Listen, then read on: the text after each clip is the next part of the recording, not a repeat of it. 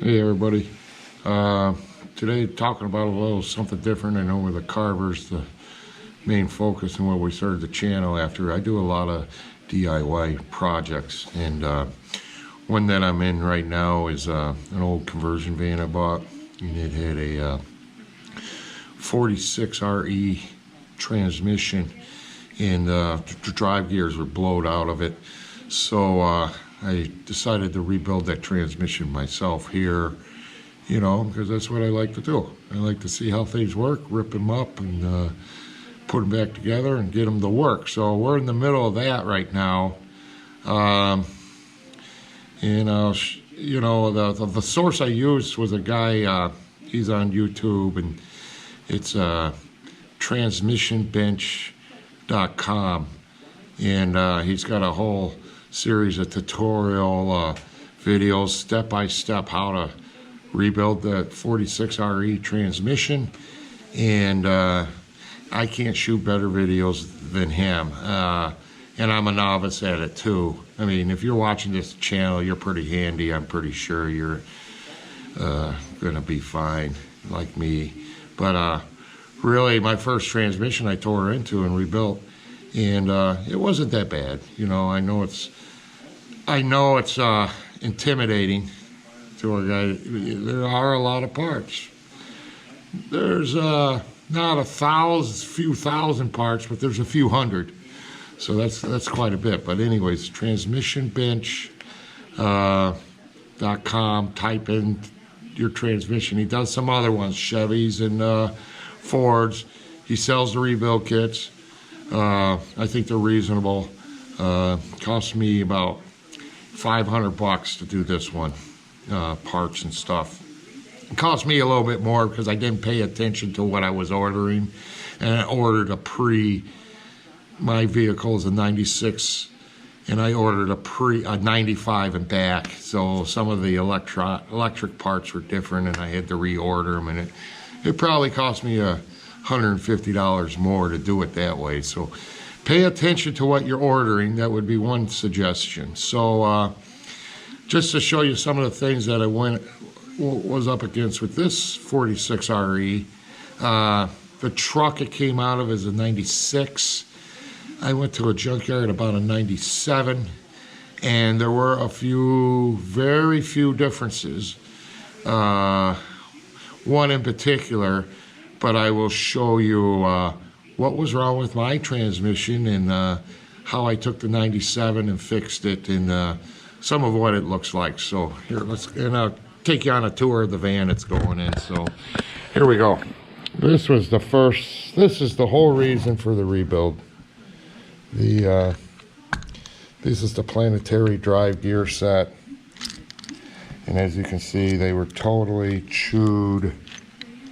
I mean, just all the metal in there. This one's, you know, they're not supposed to do that. They're supposed to be pretty. And as you can see down in the planetary drive set, the glitter. And over here is the 96. The only thing different with the 96 is this tail shaft. But if you look down here in the pan and the filter, it just sent metal through the whole transmission. And all these parts here are mostly from the 96, with the difference of the tail shaft and the overdrive shaft.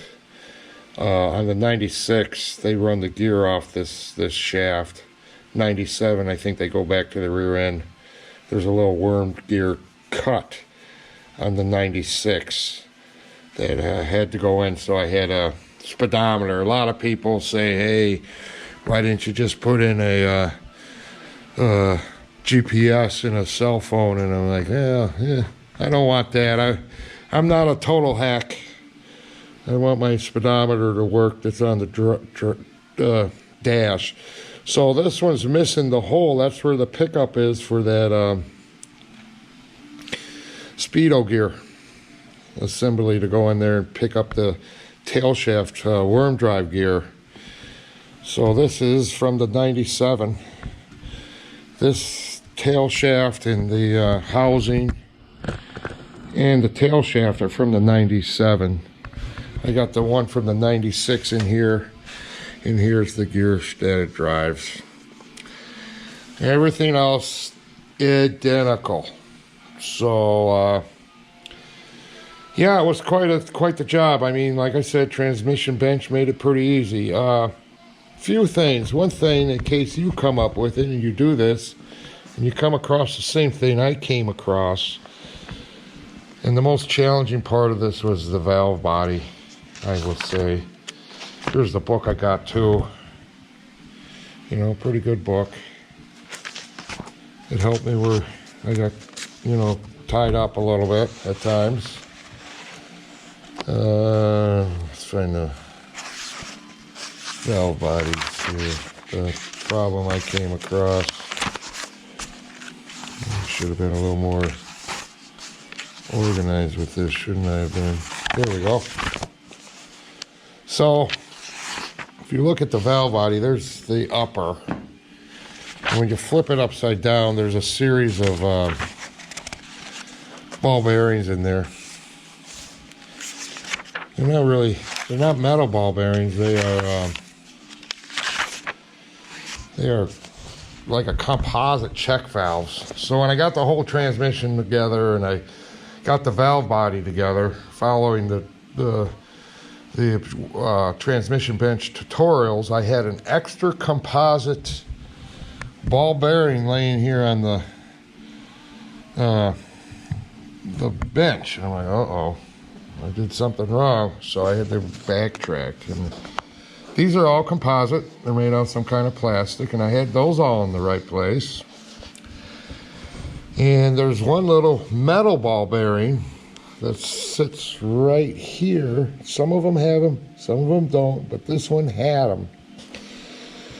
And this is the side this is the bottom side. This is where that extra ball bearing went. I had this one in. This is the one that was ended up on the bench afterwards. When you put it together, you put a plate over this, and then you flip it upside down on top of the upper valve body. This is the middle valve body. And then you put that little ball bearing back in there, which is made out of metal. And then you put your lower on, your lower valve body. Well, the thing I had was that both of these had, one was metal and one was composite. And there's nothing in this directions or in the literature that tells me where the metal one goes and where the composite one goes. So I was a little, how am I going to figure this out? And in Jim's video, they're not, I think they both were composite, if I'm not mistaken. I did go back and see where he did that. So where was I going to put the metal one, and where was I going to put the composite one? Well, what I did while looking at this is this one was metal.